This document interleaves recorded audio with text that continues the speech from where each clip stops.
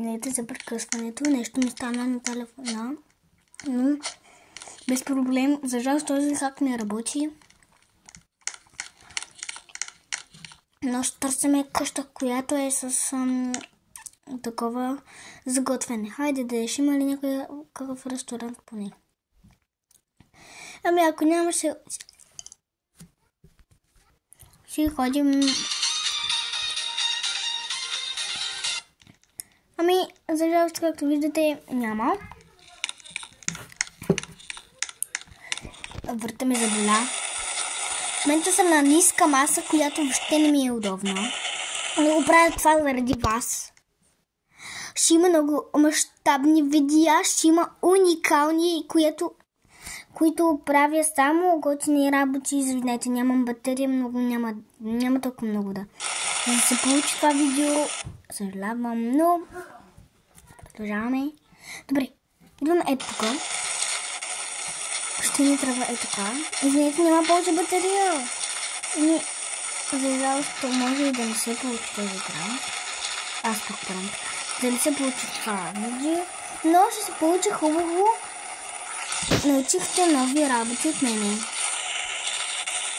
А къде?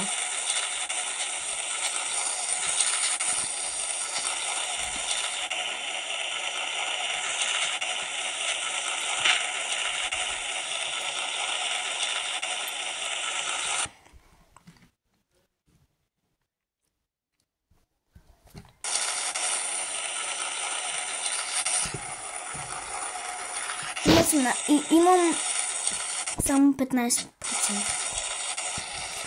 на телефона, който снимам в момента. Ето го втория правим как да влезнете отдолу. Натискате ето тук. И влизате отдолу. Ето. Това е бърз пранк. Това е бърз такова, защото да. Може видеото да свърши след малко. Вече не се стеснявайте, поне видяхте нещо. Отиваме към гората.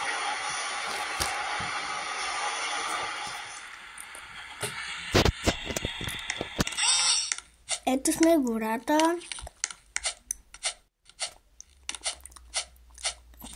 Ето, тук имаше парти. Но май вече го няма.